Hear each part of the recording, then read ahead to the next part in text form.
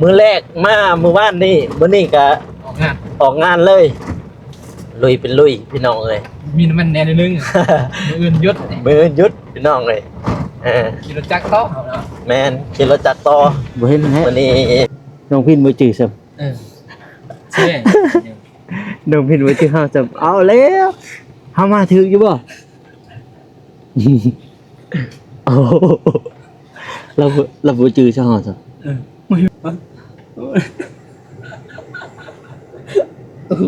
ทางไปกวนอยู่ไส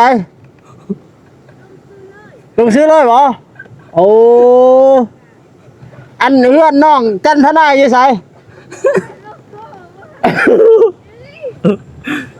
มันยังอีกจะบ่จื้อกันเนาะถ้ามิดเราบ่จื้อแล้วเอาไม้เต้แดงสอดเอาน่ะไอ้อนงเปลี่ยนไป ในรถใหม่แล้วบ่ได้มา3 มื้อเปลี่ยนบ่ได้มา3มื้อเปลี่ยนไปบัดคอยเด้บ่ได้มาเป็นเดือนเป็นจังได๋ตู้ตื่นครับก็ได้เดินขับเดินเฮาไปขี่2คนทางมือน่ะต้องขึ้นเบิ่งไปขึ้นบัดหาถึก400ล้านถึกบ้านนี่ลูกหายเอ้าเฮ็ดรถใหม่ไปเลยหายแล้วทางนั้นเอ้าเฮ็ดอันนี้3 คนได้นักนี่เหรอจังเนาะนักจักแม่นนี่กินไปก็ยากขนาดตีผู้ใหญ่จันบ่ดีเด้เอาบัดนี้พี่น้องเอ้ยเปิดภาพมาขี่รถเด้อกระเป๋าน้องเพิ่นนี่สวัสดีเด้อบ่าวน้องสวัสดีอันถ้ามิดว่าเบาโกได้สิขับดิเจ้าของอยู่นี่พี่น้องเอ้ยบ่แม่นเบาโกเจ้าของพี่เจ้าของอยู่นี่เฮาเฮ็ดอันเป็นคลิปซื่อๆพี่น้องเนาะคอนเทนต์ซื่อๆว่าสิพาเบาน้องไปถ่ายคลิปพี่คนขับพี่น้องนี่ตอนนี้กำลังเดินทางไปบ้านกันดอนนะพี่น้องเนาะคนอื่นเพิ่นก็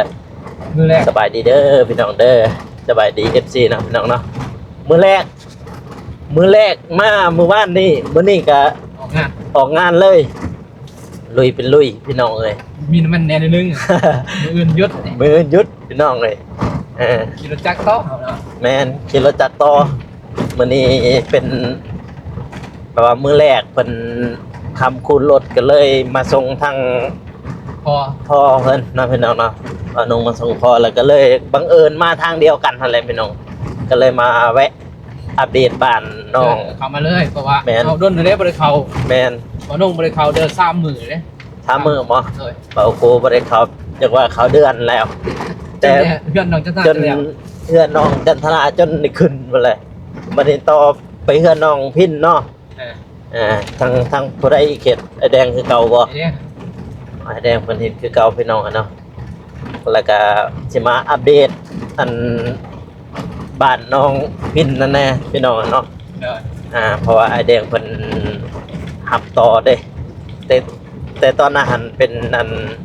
บ้านน้องจันทนาแต่ว่าตอนนี้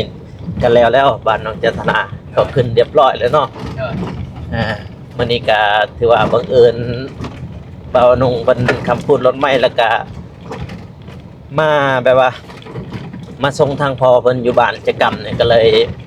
แวะมานี่เลยมายาม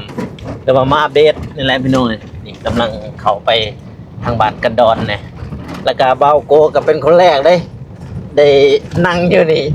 เป็นเกียรติหลายพี่น้องได้นั่งอยู่นี่แต่นั่งทางหน้าอีกนั่นพอเบานุ่งแล้วนั่งทางหลังเมื่อกี้นี่แล้วก็น้องชาลาเนาะแม่นบ่น้องชาลาน้องชาลาสาวคนเดียวแม่นน้องสาวคนเดียวแต่ก็อันนิ่มอยู่พี่น้องเอ้ยรถเพิ่นนี่ก็นิ่มอยู่ยังใหม่แม่นยังใหม่แว่นนี่ก็เพิ่นน่าจะไปติดเบิ่งไซเป็นไซในกล่องจนบ่เห็นเลยจนบ่เห็นบ่เห็นฮอดแว่นเห็นบ่ฮะโอ้แล้วว่ามีแว่นไปติดก่อนกันฮอดกันแสงอันนี้ติดถึงตัวแว่นนี่ก็แว่นดำแล้วแต่ทางนอกน่าจะบ่ได้เห็นแล้วเห็นแต่ทางในตัวนี้เห็นนุ่งอยู่บ่ยังบ่เห็นสักมันออกโพด มันออกโพดแม่นเนาะ ออกพวก ครับมองปรับก็มองนั้นบ่เห็นมันปรับได้พี่ เอาบูฮู้ เออ ดิเบิ่งก่อน บ่ธนูคือกันนะ เว็บได้ก็ปรับ บ่วิธีปรับ ปรับได้แต่ทางนั้น เบิ่งได้แต่ทางนั้นกับอยู่เทิงนี้ นี่ก็ถูกเลยตอน ยังบ่ทันนี่ เอาบ่เคยขับเด้ เรียนกับบ่ฮู้คือกันนะไปยังบ่ฮู้ บ่เคยขับบ่เคยได้แม่นบ่ แม่น ไม่ฮู้หมด เอาบ่เคยครับบ่เคยฮู้บ่จักเลยอะไรจึงถามเขาว่าตัวนี้ปรับตัวใด บรรยากาศมื้อนี้ก็ถือว่าดีเนาะพี่น้องเนาะอากาศดีดี คนบ่ตก ฝนบ่ตกผู้กระแตบ่แม่นบ่เพิ่นบ่ เลยทุกแต่ได้ ผู้กระแต แต่ โอ้ชกอันนี้ก็บ่ทันได้เห็นเขาไทยหน้าเด้อพี่น้องเด้อนี่ยังคือเก่าอยู่นี่ เครื่อง แฮงเครื่องอยู่นี่ เบามีดกับเบาสายไปไทยมือเดียวบ่ได้ บ่ได้บ่ แข้งดิน แข็ง นี่แข้งได้หนาบ่มี อ๋อ โอ้เดือน7เดือน8นั่นแหละทางนี้ แล้วไทยหน้าบ่ได้ แล้วไทยมื้อนั้นสิไปไทย หน้า นี่ อยู่นี่เนี่ยบ่ เด้อเฮ็ดหน้าเข้าเด้ โอ้ภาษาครับมากลางคืนบ่ญาติแล้ววันนี้มีรถใหญ่แล้วนี่บ่ญาติแล้วกลางเว้นโอ้ยอยากเสียวเด้อกลางคืนนี่อยากเสียวเลยไปทางนี้ ขี่รถหน่อยเนาะ บ่ก็ยังรถใหญ่ก็ยังบ่กล้านะ ขี่รถจักรเข้าตอนนั้น ก็ขี่ มันรถก็ขี่รถจักรเขาแล้ว บ่คันขี่รถใหญ่สมมุติมีรถใหญ่ขี่ผู้เดียวทางนี้ก็ยังบ่กล้ากันบ่กล้าเมืองคือกันเสียวคือกัน คนเดียวบ่ บ่กล้ากันไหน ญาติมันจัง ญาติเลยเว้ยรถใหญ่ก็ญาติคือกันนะเว้ย บ่ญาติเนาะรถน้อยรถใหญ่รถจักรไปคนเดียวคนนั้นเดียวค่ำเมื่อค่ำ คำบ่โอ้ทางหน้านี่ก็เริ่มไทยเนแล้วพี่น้องเอ้ยนี่ อ๋อดินอันนี้เป็นดินอันนี้ดินขี้หมอนไทยง่าย โอ้ เจอดินพุ่นบนบะหมี่ไทยทุก หน้าไปเพจเนี่ยทางพระเจ้าบ่เฮ็ดนาอยู่หั่น เลย โอ้เศร้าเขาบ่นั่นแหละ ซ้ำว่าเศร้าเขาเลยเฮ็ดแบบปั่นเขาได้ดิหนาเขาลงกินซองนะไปกินซองลงที่หนึ่ง โอ้ คือเขา ผมบ่ค่อยคือกันหาแบบบ่รอดนะแม่ก็เฮ็ดอันนั้นแบบบ่รอดแบบว่าเอื้อยค่อยบ่ได้เฮ็ดหั้นนะปีนี้มีแต่แม่ก็เฮ็ดอะปีกายนี่ให้เอื้อยค่อยนํเฮ็ดนํกันหั่นแหละเอื้อยก็ครึ่งหนึงแล้วก็แม่ก็ครึ่งหนึงปีนี้นี่เอื้อยค่อยบ่ทันเพิ่นลุยใส่กาแฟเพิ่นเด้เพิ่นเลยบ่ทันทางหน้าหั่นเลยจักสิรอดอยู่บ่แม่อะไรเฮ็ด ตะกี้เฮ็ดน้ำกัน แม่นปีกายนี่นะปีกายนี่เอื้อยเฮ็ดปีนี้นี่เอื้อยบ่เฮ็ดนะ กาแฟเหรอ เราลุยใส่กาแฟ อยู่น้ำจืดบ่ แม่นอยู่ดักจึงแน่นี่ถ้าหากว่าเมื่อมือซื่นเดี๋ยวบ่ไปลุกเอาได้เบียร์กาแฟโตอันนะฮะลักไปลุกเอา ลงอยู่นะทง เพิ่นไปขายเบียร์ละพันบ่ เดี๋ยวพันบ่ แม่เขาไปลุกแล้วไปขายทั้งหมดเบียร์ละพันทั้งดักจึงพอดี600บ่600เบียร์600เบียร์บ่เห็นแม่เขาเพิ่น 600 ลุก กับ600,000 แม่น แน่นบ่ แม่นเบียร์ละพันเด้พอดีเต็มรถนะมันเหมือน 600,000ก็ใส่ค่าน้ำมันรถเลยดิ ดีกว่า พอดีใส่น้ำมันรถเลยหวยงงแล้วจะเคยบ่เฮาคือเก่าเนาะบ่ลงมึงเฮาบ่ลง เขาเห็นเด้คือรถบ่เตียงเลย เนาะมันมีแวนดำทางหน้า เตียงเนี่ย อู้ไวเติบเนาะเพื่อนนั่นนี่ อันนี้จอดอยู่นี่เนี่ยเขาไปบ่ได้ เขาบ่เข้าก็ได้มันเป็นทางโอ้ยมื้ออื่นมันย่อแล้วบ่มื้ออื่นนี่ ย่อ แล้วเลยนี่เราก็พักแล้วนอนอยู่หั่นแหละเราก็นอนอยู่หั่นแหละ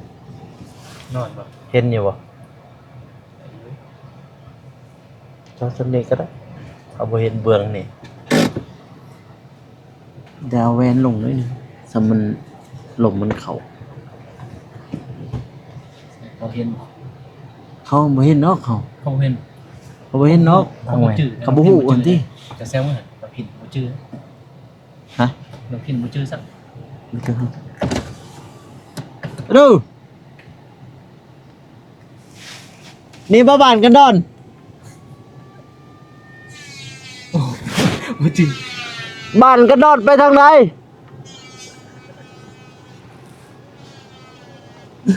บ้านกันดอนทางไหนไปอ่ะเข้าในนี่วะโอ้เดี๋ยวรอ น้องพิน บ่เจอครับ น้องพิน บ่เจอเฮาเฮ้ย ซุ่ม บ่เห็นแฮะน้องพินบ่จื้อซ้ำ ใช่ น้องพินบ่จื้อเฮาซ้ำเอาแล้วเฮามาถึกอยู่บ่ โอ้เราบ่จื้อซะเฮาซ้ำ ไม่ชื่อเลย เดี๋ยวช่างถามไปช่างวะนี่แน่สิถามเนาะ โอ้ยตัวนี้พี่น้อง แต่ไอแดงจื้อไอแดง ได้ชื่อ จื้อเลยอันนี้เราเห็นทางหน้า แม่ อืม แต่ว่า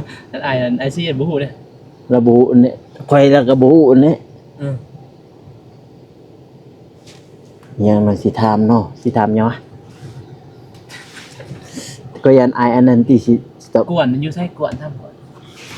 อันกวนอยู่ไสกวนหูบกวนหั่นไผเลยตอบโอ้คนละบ้านเหรออันมานี่วะเนาะอันนี้ เป็นน้องพี่ มันคือมันมุบลงมุบลงทางไปกวนอยู่ไสลงซื้อเลยเหรอโอ้อันเพื่อนน้องจันทนาอยู่ไสมันยังอีกจะบ่จื้อกันเนาะบ่จื้อบ่ โอ้ย โอ้สบายดีนะเว้ย สบายดีเด้อ โอ้ย เดี๋ยวไปใส่ ทำจนงงพี่น้องเอ้ยบ่จื้อแล้วเนาะเพิ่นมาซองเบิ่งเบานุ่งเพิ่นจื้อเบานุ่งนี่คอยมันบ่จื้อปานใด เบากูแต่เบากูกระโซงมาดิ จะจื้อบ่ข่อยนี่ เออ แล้วเนาะเฮือนเนาะโอ้บ่ได้มาเดือนหนึ่งเรียบร้อยพี่น้องเอ้ยเดือนน้องจันทนาไป ลงประธานโก จนบ่จื้อโอ้ยจะเอาอันนี้ก่อนเราบ่จื้อข่อยสัก ไม่ได้เจือ สบายดีนะว่าทำไปทำมาลงที่มันนี่บ่เห็นเลยซองนั่นนี่ก็บ่เห็นนั่นนี่เห็นบ่มืดกึบแต่ว่าทางนาก็บ่ปานใดอีกทางหน้ามันมืดปาถูกแล้วเนาะเฮือดเนาะโอ้บ่ได้มามันดำเด้บ่เห็นดอกให้สิเห็นพุ่น มามูบน้ำแล้วเนาะมูบน้ำทางนั้นอาแวนลงแล้วก็มูบน้ำเน่สองคนเฮานี่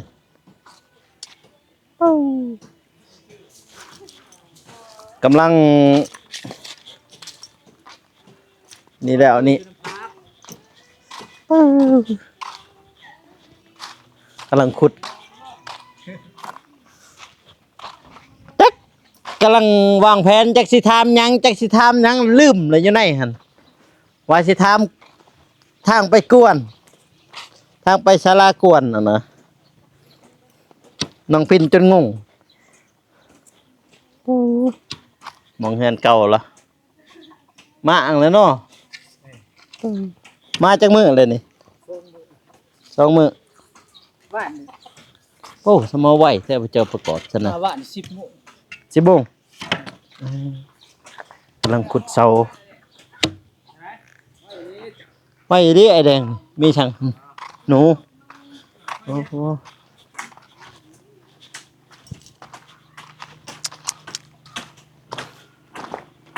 เป่าไอแดงเห็นอยู่บ่เลย เฮ็ดไร บ่ค่อยนะเห็นอยู่บ่ชื่ออยู่บ่ โอ้ยก็ชื่อตั้งแต่นั่นแหละเห็นอยู่เพจ แม่นบ่ แม่น เจ้าก็บ่ได้เงียบเนาะแต่แบบว่าน้องเราก็บ่ฮู้อีกเราบ่เคยเห็นเด้อ้ายนั่นเราบ่เคยเห็นข่อยอีกบัดนี้นี่แต่ไอ้แดงน่ะสิจื้อข่อยอยู่ไหน ชื่อรถคณะ แม่นบ่ ก็ชื่ออยู่ดอกเสียง ข่อยละอัดปากเด้ออัดปากเราก็ว่าบัดนี้น้องเราบ่จื้อเขาดอกเราไปซ้อมมึงไกลๆบ่ถ้าข่อยใส่แว่นตามาอีกแฮงคักบัดนี้สมมุติว่าเห็นเนี่ยหั่นสิ ใส่กันนอกเด้เขาจังบ่ชื่อ บ่กันนอกเราจื้ออีกกันนอกข่อยได้ อ๋อ เราจื้อกันนอกข่อยพอเป็นกันนอกอันนั้นเด้พี่บากหั่นเราสิจื้อถ้ากันนอกอัดเบิดเลยเราบ่จื้ออีกมาจากมื้ออะไรนี่ 3 มื้อนี้แหละ 3มื้อนี้โอ้ถึงอันนี้เลยนี่บ่ บ่แม่น3 2 2 2มื้อนี้ อ๋อตอนแรงก็เมื่อ แรงเมื่อ วันเสาร์ก็มาอืม มื้อวันจันทร์พุ่นละสิได้ย่อ วันจันทร์วันนี้วันศุกร์เสาร์อาทิตย์จันทร์3 วัน สิได้กลับไปส่วนเบาเตียงอีก อันนั้นไผอยู่หั่น เอื้อยจะแวะอยู่ อ๋อแล้วนอนผู้เดียว บ่มีหมู่มานอนนะ อ๋อ มีเอื้อยไผอยู่หั่นนอนนำ เออ เป็นหมู่เรา ๆ เราบ่จื้อเขาดอกอยู่ในเพิ่นเราบ่จักหั่นติข่อยก็จักสิถามหยังอีก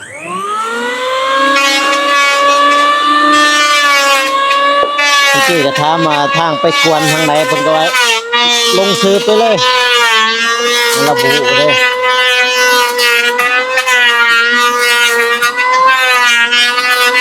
ลุยต่อเลยพี่น้อง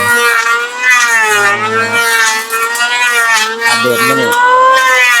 กดเร็ววันนี้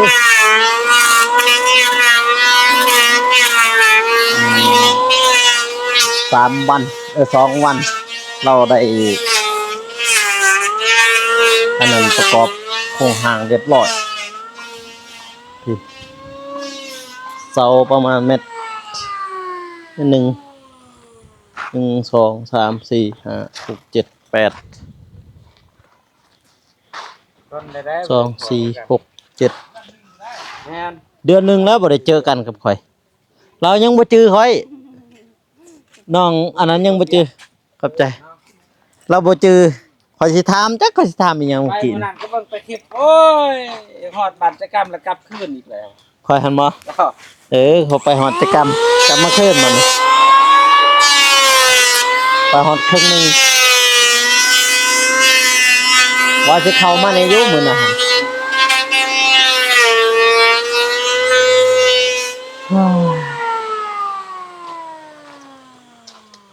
หมักลำไยก็บ่หมากแล้วโอ้หมากเฉยดี มากแต่ว่ามียังบ่ทันได้แก่ท่านแก่ดอกมัด ๆมันเดือนนี้ก็ยังบ่แก่ มัดกันมา นี่ได้กินเลยเด้อสิว่าบ่ทันได้หมากนี่อื้อหือ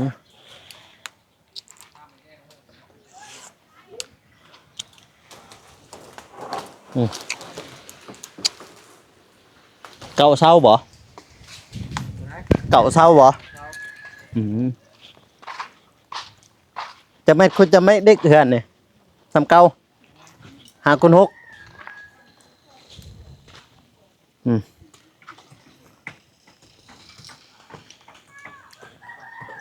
นี่เงินกลัวเรื่องควรนำบ่มาโอ้เรียบร้อยเนาะห้องน้ำเนาะเบิ่งไปกดตรวจสอบคนให้ห้องน้ำนี่ล้างอยู่บ่เด้ห้องน้ำนี่เนาะ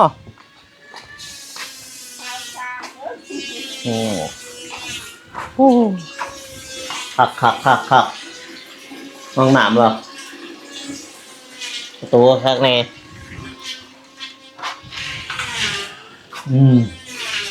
ในเรื่องโอเคอยู่เบิ่งนี่เบิ่งหลังยัง โอ้โหเรือเนาะสายนี่เนาะเนี่ยกับเรือสายกับเรืออืม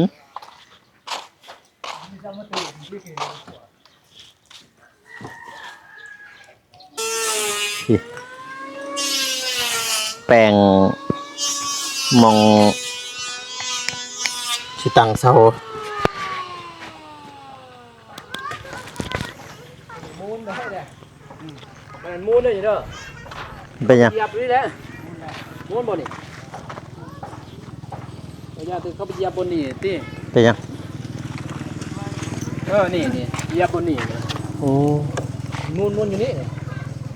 ไอ้มูนไปมูนอย่างคือเก่าเด้บ่มูนบ่นี่มูนเลยนี่ อย่าไปลงเนาะ บ่ลงบ่ เอ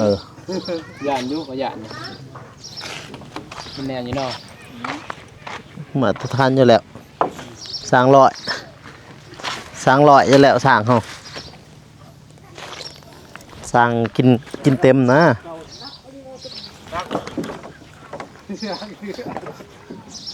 เจอแล้วไอ้แดง เมียง ตัวนี้ไม้เขาตัวนี้จับซื้อไม้อยู่หันบ่บ่แม่นบ่ ไม่ไฟ ไม้แดงได้นี่ ก็ไม่ค่อยหรือไม่ ก็คือเอาเสาตัวนั้นบ่น่ะ แล้ว บัดมากบคือซื้อแท้ เอากันบอกเขาชื่อกันสร้างบ่ เนาะสร้างเฮ็ดสร้างบ่สร้างเฮ็ดให้มันซื่อเดิ เออ สร้างต้องเฮ็ดให้มันซื่อเดิ บัดไปเอานะแต่ป่ามาแม่งเบิ่งโอ้มาขดแท้ว่ะไอ้แดงเฮ็ดกบ ซื่อเฮ้ซื่อขนาด เสื้ออยู่สร้างเนี่ยบ่แม่นเขาจะว่าสร้าง ท่านบอกเขาสิเอิ้นมาสร้าง เขาก็แน่นี่บ่เห็นขดบ่อีกเนาะ อืมปึงสมิทนี่คดอยู่ ขดเบิ่งเดียวเลยมันก็มันบ่คือเนาะ อยู่ มันก็ เพื่อนนอนคนน้ำพ่นไปกันนี่ก็คือ มูตัวอย่างคือตัวน้ำมัน แล้วล่ะบ่ โอ้ยไปแก่ มื้อได้ขึ้น เศร้าแล้วมื้อ มื้ออื่นบ่ แก่นี่ บ่ได้นั่นบ่เพิ่นบ่ได้โทรบอกบ่ บอก บอกอยู่บ่ บอกแม่น้องชายก็บอกว่านี่คอยไปถ้าแต่ง เพิ่นก็บอกอยู่แม่น้องชายบ่ทันแล้ว บ่ทัน สิ อ่ะแม่น้องชายขึ้นมื้อได้ คืนวันนี้ วัน วันนี้อืม คืนวันนี้แล้วเราไปเฮ็ดเองไปเยี่ยมยามเพิ่นมื้อนั้นกัน มองตัวหาทายหั่นเนาะมองนั่นบ่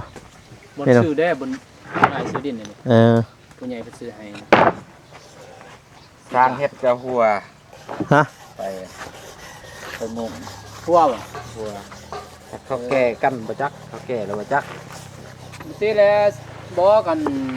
นั่นบ่อยากให้ซื้อทั้ง4ตัวนั้นนะก็ซื้อทั้ง4ตัวนี้นี่4ตัวนี้ตัวแอมมันนะ แม่น เขาซื้อสังสีตัวใด ลูกมันน้อยบัดนี้จะตอกลงหั่นคันบ่แม่นสร้างรีรอหั่นมันหัวมันจมลงเลย มันจม ลู ทั้ ก ง มัน 4ตัวนั้นต้องเจ้าซื้อตะปูแบบนี้ได้นี่ ปูกรุบธรรมดานี่นะ นี่ ปูตอกสังกะสีนี่ ทั้ง4ตัวเราซื้อได้ แม่นคันว่าตัวปูตอกสังกะสีนี่ เดือน ห ละ ลาย บ่ได้บ่ หลายใหญ่นี่นั่น เลือกเป็นของแบบนี้ ห้องมันน้อยลูกมันน้อยจ้ะ บ่ มันหัวบ่ สังกะสีนั่นเด้รุ่นเก่าหั่นเด้ ทั้ง4รุ่นเก่าแต่ว่ามันเป็นห้องนี่ห้องแบบนี้ แม่น ร้อยแบบนั้น ตัวนั้น เดือน เอ้า น้อง ก็ ซ้าย เพื่อนน้องชายตัวเขาเว้าหั่นเด้ ลูกสังกะสีมันก็หัวแล้วมันเหมือนไล่สิทักเนาะ แม่น้ำลายโบทันมันห้องน้อย อืม สังกะสีเนี่ยเขาเอาไปตีเป็นนกซื้อ ที่เป็นร่มกับเขาแอมน่ะเฮ็ดแอมไปซื้อ แม่เม็ดประตูไปยัง เออ ตู้เนี่ย กบบ่ไม่ใช่ยังไง ข้าวโพด เขาเล่นกันเองติ แม่น เขาเล่นกันเอง หัวแล้วมันห้องมันยังไล่สิทัก ใหม่ในเรื่องเนาะหน้าเลย ไม่ไปนี่จะใช่ซื้อดิ เออ โอ้เฮ้ย ก็อยากสั่งไหวอยู่ตีฝรั่งเศสนายแดงฝากเลย สั่งอยู่ได้ ตีฝรั่งเศสในเรื่องเนาะมันนาเลยนี่ คงไฟสั่งกออันแดงบ่ บ่มาสั่งอยู่นี่บ้าน สั่ง โต อยู่บ้าน โอ้ ไอ้แดงเราก็สั่งอยู่หั่นแล้วไว้ แป้นเท่าไรกันไร เจ้าบ่เผ็ดบ่ เฮ็ดไปเฮ็ดเพิ่นบ่ เอาแล้วเอาไปบ่หน่อยบ่ เฮ็ดส่งเอง ตายจับบ่เป็นหู้เนาะ โอ้เรือแป้นนะ ป้า เป็นหมู่กับลูกชายข่อย โอ้คือว่าสิเอาเฟซผมบ่เปลี่ยนให้ขอลืมหมด ผูกแขน เปลี่ยนให้ แฟนรถมาที่เจะคลองรถ ครับลูกครับหลังบ่เอาคักเด้ อืม พ่นจะคักเด้ เดี๋ยวได้สิว่าเอารถคอยบอกกับรถบ่แม่น ได้จะขึ้นในใจเขาบอกโลด พอกับรถบอรถนั่นไงก็ได้ เงินบอกกับเพิ่น อืม แต่ว่าน้ำเพิ่นนั่นแหละ แต่ว่าเดี๋ยวได้ว่าสิว่าเนี่ยนี่ว่าไอ้แดงบอกก่อน ไปกู ไอเดมผูกก้อนก็ได้ไป คือคนเด้ให้อยู่นี่มีแห้งบ่ได้ได้บ่บ่ให้เจ็บไม่เป็นก็ว่าแล้วคือคนก็ได้บ่ให้เจ็บไม่เป็น โน่ ไม่ บ่ให้ป่วยให้โซ่ ให้คำให้คูณเลยให้โศกให้มานหาเงินหาคำให้ได้ไปอย่าใส่อย่าซนอย่าสอบให้ตลอดปลอดภัย เอาแล้วทางนั้นน่ะคือตะลี ทางไหนทางนั้นเขาบ่มีเสียงเลยทางนั้น เต้ ทางนั้นเขาบ่มีเสียงเนาะทางนั้นเนาะ จังสั้นนะผมหมด ให้คำให้คูณ เออ ใส่มาใส่ก็สะดวกสบาย ตะลีไว้พ่อจังนั้น ทางนั้นหลีทางนั้นเอาเสียงขึ้นเด้อทางนั้นเด้อ ไปใส่มาใส่ก็พอให้มาน หน่อย อืม ป้ายนะ500ป้ายบ่ 500ป้าย545บาทบ่ฟันเนาะอันน้องบ่ฟัน เนาะ คันบ่ได้ไฟตอนนั้นบ่ส่งเลย อืม เอายังบ่ส่ง ใจยังบ่ถึกเนาะ บ่ถึกบ่ก็ทำมิดคอยมันถึกแล้วถึกเด้เขาใหญ่ลงทำมิดทางหน้าทาง ขึ้นบ่นั่นขึ้นแม่ ทางหน้าบ่นุ่ง ไป ทำมิด ลอง เพราะว่า เด้ลองขึ้นเต้ไอ้แดงลองเลือดเอา เอาแม่ไอ้แดง คุณใช้คุณได้บ่ได้ หอยก็ขึ้นทางขับเลยเฮ้ย คือถ้าครับบ่ครับก็ได้ ไอ้แดงขับเดินเฮาไปเมื่อกี้สองคนทาง มือ น่ะ ต้องขึ้นเบิ่ง ไปขึ้น ปัญหา ไป ถึก นี่เอ้ย ถึก400ล้านถึกเลข400ล้านว่าซั่นเฮ็ดบัดนี้เสร็จบัดนี้ลูกให้เอา เอาแม่จะไปแล้ว เฮ็ดบัดนี้เสร็จบัดนี้ลูก ไปเยอะกันเลย คุณมาเยอะกันเลย ไปเฮาก็สิไปก็เด้อบ๊ายบายเด้อกระแจบ่มีไปแล้วเฮ็ดบัดนี้ลูกให้เอา เอา บัดนี้เฮ็ดรถมา เอา ไปเลย ให้แล้วทางนั้นเอาให้ ได้แล้วซ้ำกับของ โอ้ยลูก บ่นะ ห่วง สลอง นัด ลูกให้อีกเลย ลูกให้เลยอยู่ย่าน ป้าเฮ็ดเด้อ แกออโต้วะนี่ บ่แหละ แม่นบ่แก เกี่ยวปุ๊กแล้วรุ่นนี่เกี่ยวโตะพุ่นแล้วพวกฟอร์ดพุ่นแล้วพวกอันนี้พุ่นแล้วเกี่ยวโตะหั่น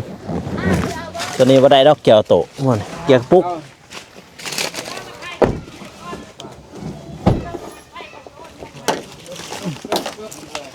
มีหยังเหรอ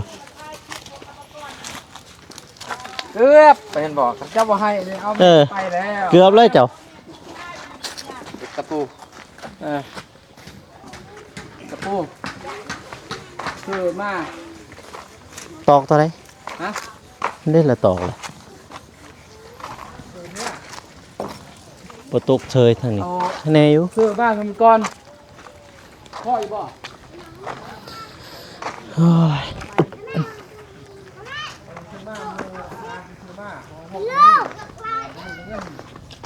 ทางนั้นให้เลยทางนั้น แม่ขึ้นรถให้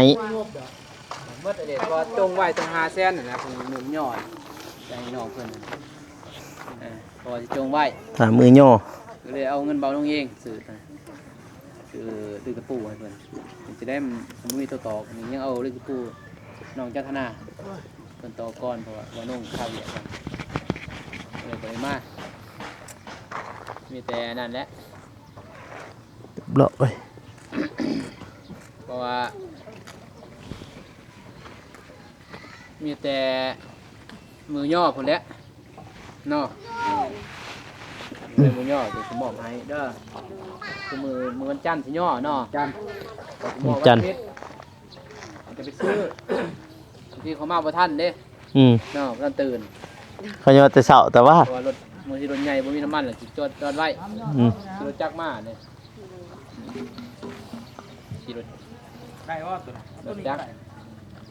งามบ่ บ่ฮักนะ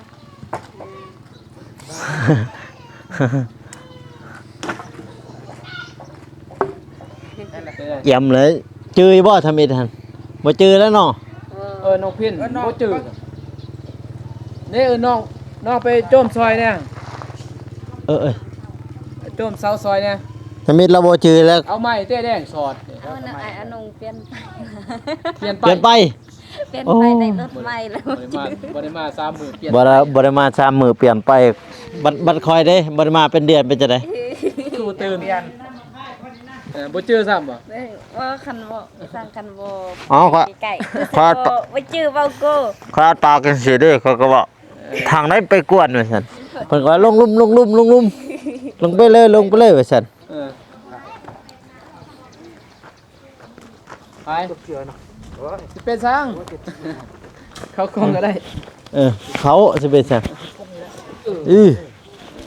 อ้ยคนคือกันนี่แหละ อืม แปลกหนาวคือดังลงคือกัน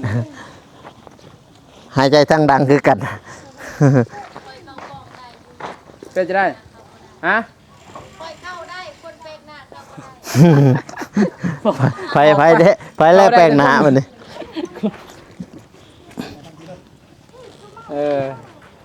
ตั้งไว้เลยป่ะนี่ แม่น ป้า เพิ่นป้าแล้ว วันนี้มันศุกร์เสาร์อาทิตย์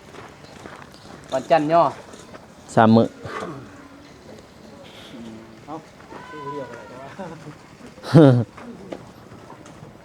ไม่เทิงบ่อนะแดง6 เมตร ไม่ตัวใด ขอซอง อ๋อ บ่เพื่อบ่ อยู่3เส้น เอามาบัดนี้ 3เส้นเพื่ออยู่ตัดไปเจียม มันก็เสียวซ่านกันแล้วตัดมันเนาะ โอ้เขาเลื่อยจักเทยดิ แบบสร้าง เด้ไม่อึดเดี๋ยวนี้ ไม่ผู้ใหญ่ผู้ใดนะ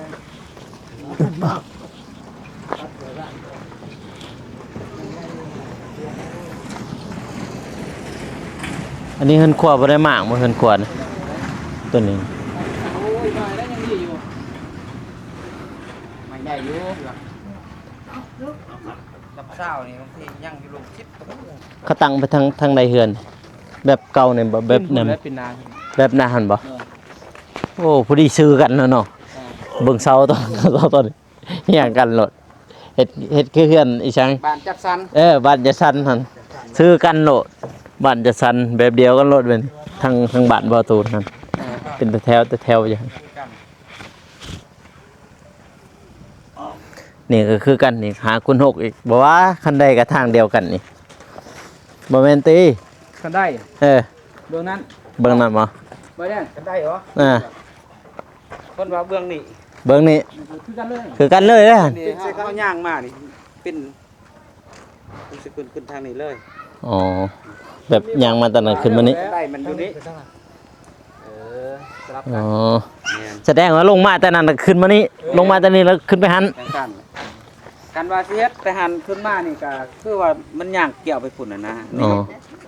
พี่น้องมาแต่หันลงมาแต่เพื่อนเพิ่นก็ขึ้นเพื่อนน้องกินเลยตึบ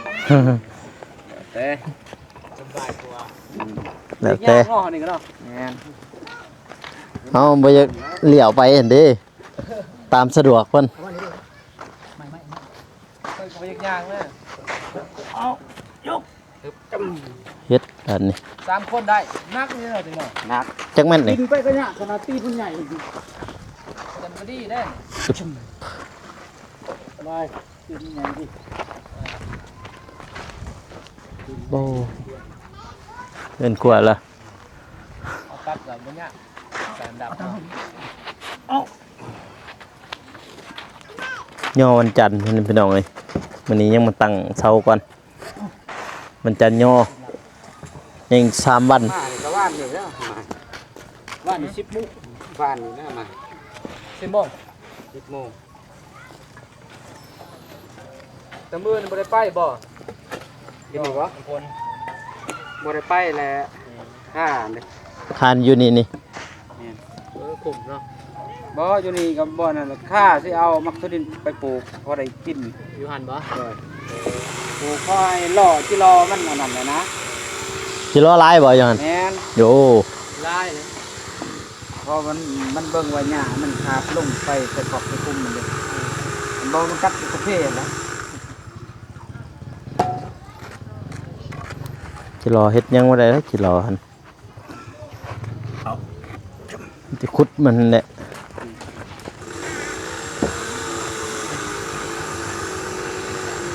กำลังเสียนเช้ามันนี่ตั้งเช้ามื้อวันจันทร์ย่อนี่อีก3 วันนั่นแหละมีเวลาอยู่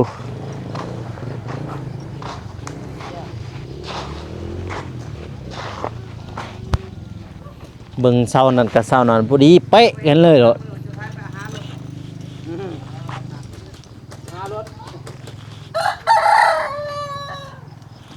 ไปแปลงร่างใหม่ อร่อยป้าย คนบ่ไปแปลงเลยว่ารถไปแปลง จะไปล้าง บ่ลืมอยู่ได้ช่องหายังบ่เห็นเฮายังบ่เห็นอยู่หั่นนั่นแล้วค่อยเว้าค่อยก็อัดปากจังซี่สิจื้อจักเทื่อค่อยเว้าค่อยอัดปากถามว่าทางไปกันดอนทางไหนเราว่าลงไปเลยเหรอ มือจื้อเนาะ เราบ่จื้อ คนมาตั้งคนจับน้ำเพียงใส่เลยก็ได้บัดเวลาเฮาอันนั้นเอาเสาลงแล้วเฮามูนขึ้นมูนลง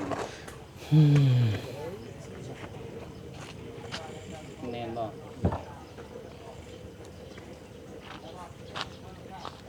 อันนั้นสะดวกตัวได้เป็นอาจารย์ อาจารย์เพิ่นว่านั่นน่ะ3เพิ่นว่านั่นน่ะ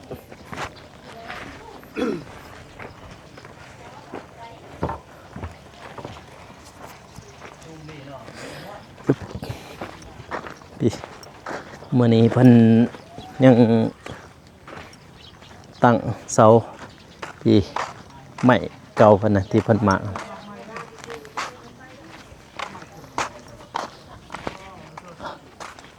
ไปอีกนอนอยู่นี่นี่ไปอีกมานอนใครนอนเนี่ยรถแดงเพิ่นเอาทางบาโคเองก็บ่มีหยังมากมายเด้อพ่อแม่พี่น้องนะมื้อนี้ก็มาอัปเดตมาเยี่ยมยามแน่พี่น้องเนาะเพราะว่ามาตั้งแต่บ้านบ่าวนุ่งพุ่นแหละพี่น้องเนาะแล้วก็เลยมาทางนี้กับเพิ่นพี่น้องเนาะเอาท้ายนี้ก็บาโคก็สิอวยพรทางผู้ใหญ่ใจบุญทุกท่านเด้อพี่น้องเด้อท้ายนี้ก็ขอให้เพิ่นอยู่ในมีสุขสุขกายสุขใจเนาะสุขภาพแข็งแรงความเจ็บอยู่สะได้ความไข้อยู่สมีให้หังมีลำให้รวยยิ่งปังๆตลอดชาติตลอดปีอย่าเจ็บอย่าจนพร้อมขอบพร้อมกลัวไปใส่มาใส่ไปฮอดยอดได้ถึงให้มีแต่คนรักคนหอมคนรักคนแพงสาธุพี่น้องเนาะเอาท้ายนี้ก็บ่าวโกสิขอตัวลาไปก่อนเด้อพี่น้องเด้อสำหรับคลิปนี้ขอกลับเข้ามาสบายดี